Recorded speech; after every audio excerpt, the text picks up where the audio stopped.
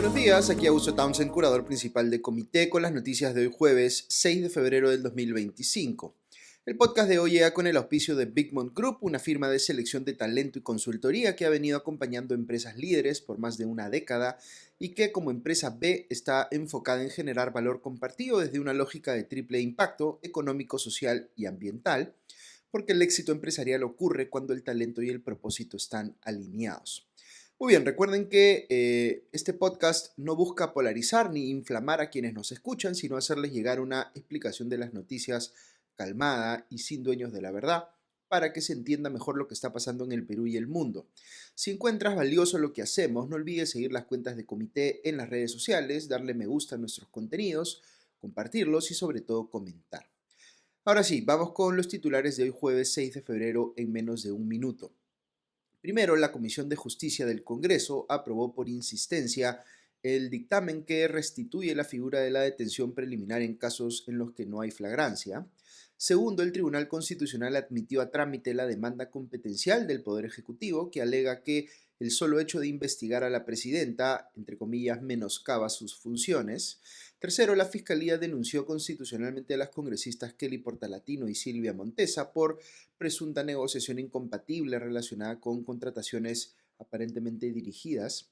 Cuarta, la SBS clausuró el local de Lima Capital Group, SAC, por realizar esta captación de fondos del público sin contar con autorización para ello. Y quinta, la bancada de Perú Libre presentó un proyecto de ley para obligar a los historiadores a colegiarse para ejercer su profesión. Muy bien, vamos ahora sí con las noticias desarrolladas. Aquí la primera.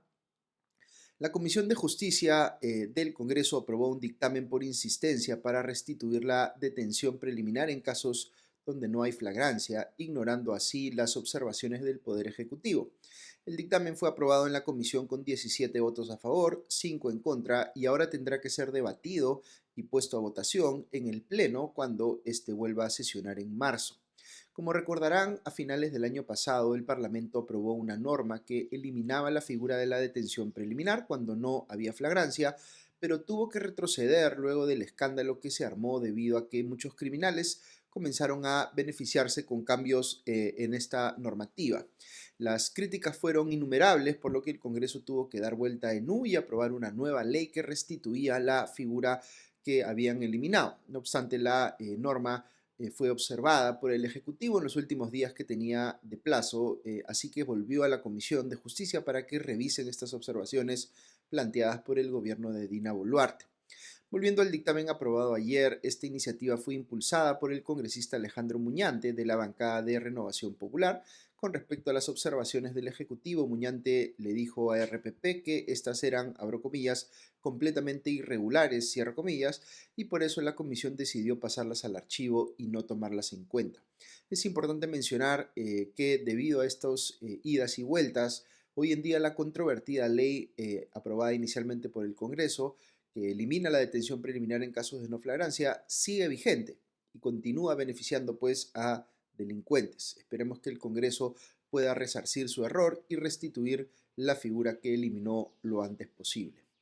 Segunda noticia, el Tribunal Constitucional acaba de admitir a trámite la demanda competencial presentada por el Poder Ejecutivo contra el Poder Judicial y el Ministerio Público, alegando que el hecho de investigar a la presidenta supondría un, entre comillas, menoscabo de sus funciones, como dando a entender que responder a estas investigaciones la imposibilita de cumplir sus funciones del día a día.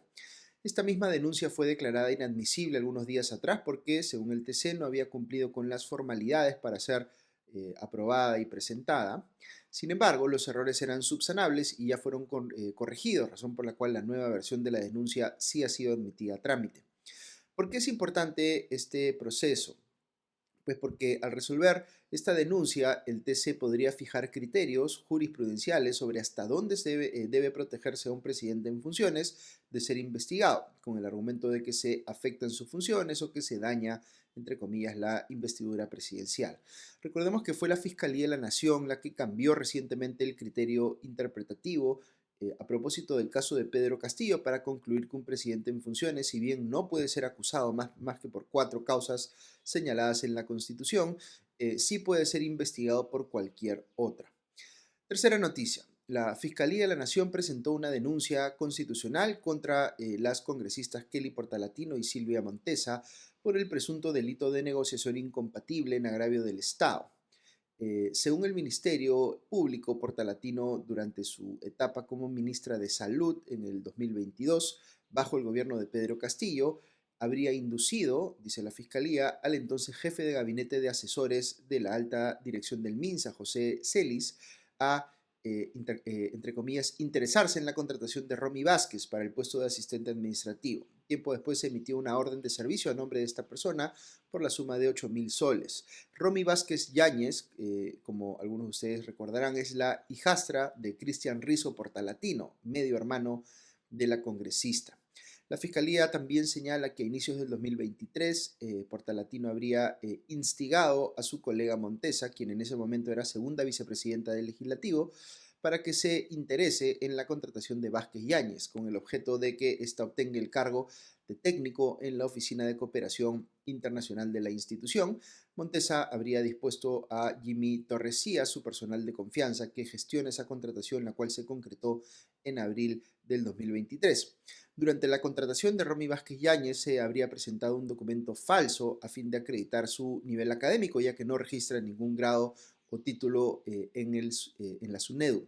Cabe mencionar que la parlamentaria Portalatino también viene siendo investigada en la Comisión de Ética del Congreso por la presunta contratación de la hija de su nana en su despacho. Así que hay bastante evidencia pues, de que movía sus influencias para contratar a gente de su entorno familiar o amical. Cuarta noticia, la SBS clausuró ayer el local donde venía operando la empresa Lima Capital Group, que realizaba captación de fondos del público sin contar con autorización para ello. Recordemos que según la legislación peruana, todas las entidades que captan fondos de las personas, es decir, que ofrecen mecanismos de ahorro a cambio de tener una rentabilidad, pues deben tener una autorización de la SBS, quien debe verificar que sean lo suficientemente sólidas para cumplir esta función y que no se repita el caso de, por ejemplo, el tristemente célebre CLAE. La entidad informal había implementado un local en la cuadra 12 de la avenida Benavides y luego lo trasladó a la cuadra 46 de la avenida Petit Tours en Miraflores, que fue justamente la agencia clausurada el día de ayer. La SBS señaló que Lima Capital Group celebraba con sus clientes un contrato de mutuo para captar dinero del público, prometiendo el pago de una rentabilidad asegurada que oscilaba entre 15% y 32% anual, dependiendo del monto del depósito.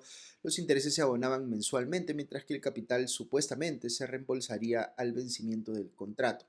Pese a los sucesivos requerimientos efectuados por la SBS, el gerente general de Lima Capital Group, para que se abstenga, digamos, de realizar actividades de captación de dinero del público porque no tenía la autorización correspondiente, esta entidad continuó desarrollando dicha actividad ilegal. La SBS, además de disponer la clausura, interpuso una denuncia penal contra Lima Capital Group por el delito de captación de dinero del público y por desobediencia y resistencia a la autoridad, la cual fue acogida por el Ministerio Público.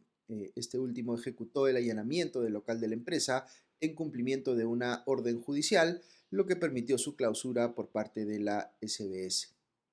Este caso debe ser un recordatorio de que es importante que no confiemos en cualquier entidad que nos ofrezca pues rendimientos que claramente exceden lo que es posible obtener en el mercado. La SBS está abierta a denuncias relacionadas con actividades de informalidad financiera realizadas o que se pueden realizar a la línea gratuita 0800 10 840 o al correo electrónico informalidad@sbs.gov.pe.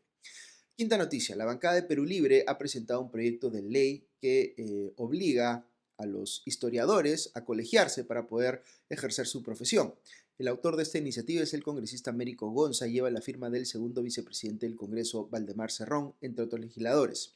Quisiera tomarme un minuto para comentar esta iniciativa porque ocurre con cierta frecuencia que aparecen pues estos proyectos de ley que buscan imponer la colegiatura obligatoria para distintas profesiones y desde mi punto de vista no existen razones o justificación para hacer tal cosa y probablemente se persigue fines con ello que no son precisamente el mejor interés de aquellas personas a las que sirven esas profesiones. Les explico. Un colegio profesional es un ejemplo de lo que se conoce como un grupo de presión o un grupo de interés. Es un tipo de institución de la sociedad civil que se organiza, en este caso, en torno a un factor que vincula a sus miembros, que es la profesión que han practicado o estudiado.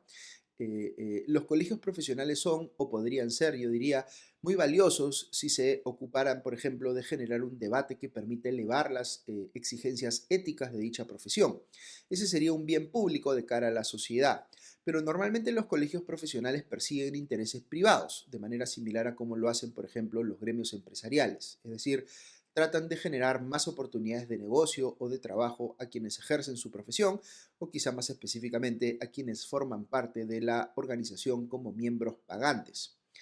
Eso, en mi opinión, no tiene nada de malo. Existe en el Perú libre iniciativa privada, libertad de asociación y libertad de expresión, de manera que si un grupo de profesionales quiere juntarse, y ojo con el siguiente término, voluntariamente, para defender los intereses de quienes ejercen esa profesión, esto es completamente legítimo, diría yo. ¿Dónde aparece el problema entonces? El problema aparece cuando una organización mercantil se convierte en una organización mercantilista, que puede parecer o puede sonar parecido, pero no es lo mismo. Imagínense que un colegio profesional X tiene mucha influencia en los políticos de turno y logra que estos aprueben una ley que dice que no puede haber ningún otro colegio profesional que compita con ellos en su mismo rubro, es decir, les da un monopolio sobre su actividad. Pero no solo eso, la ley dice que cualquiera que quiera ejercer esa profesión está obligado a colegiarse en dicha institución, en la cual, dicho sea de paso, cobra una cuota mensual a sus asociados. Es decir, no solo es un monopolio, sino que en la práctica se aprueba un esquema de compra forzosa. Entonces, lo que se está haciendo aquí ya no es tanto buscar fortalecer una profesión, sino generarle una oportunidad de negocio extraordinaria a las personas que controlan ese colegio profesional. Alguien podría decir, pero quizá ese colegio profesional genera un impacto muy positivo en sus socios o en la sociedad. Pues si ese fuera el caso, no tendría que imponerse la colegiatura obligatoria, porque habría razones suficientes para que los profesionales acudan voluntariamente a afiliarse. Alguien más podría decir, pero ese colegio profesional lo que es, digamos, lo que asegura que haya un estándar mínimo de calidad en quienes ejercen dicha profesión. Sin perjuicio de que aquí también aplique el argumento de que si eso efectivamente ocurriera, igual podría operar esa institución con un esquema de afiliación voluntaria, no obligatoria. Debo agregar que en lo personal no estoy tan seguro de que la existencia de un colegio profesional, entre comillas, asegure tal cosa. No quiero generalizar aquí porque tengo la impresión de que algunos colegios profesionales trabajan mucho mejor que otros o son menos mercantilistas que otros, pero desde mi posición personal tiene mucho más sentido que el control de calidad de cualquier profesión lo haga quien recibe el servicio asociado a esa profesión y no los pares, que podrían incluso tener un incentivo perverso para apañar casos de malpraxis. El consumidor, por tanto, y las cortes agregaría yo que deberían aplicar sanciones drásticas en casos de malpraxis, son los que deberían controlar la calidad de una profesión, más que los pares, que como les digo, tienen un incentivo perverso sobre el cual podrían estar, digamos, en situación de conflicto de interés por querer de alguna manera apañar los casos de mal ejercicio de la profesión de sus pares. Por todas estas razones, en lo personal, yo discrepo con estos proyectos de ley que imponen la colegiatura obligatoria en cualquier profesión. Creo que son propuestas mercantilistas y que deberían rechazarse, salvo mejor parecer de cualquiera de ustedes. Muy bien, con esto llegamos al final del podcast de hoy. Como siempre, un agradecimiento muy especial a nuestros auspiciadores Big Mom Group y a nuestros suscriptores que nos permiten llegar a ustedes cada mañana. Que estén muy bien y ya nos escuchamos pronto. Adiós.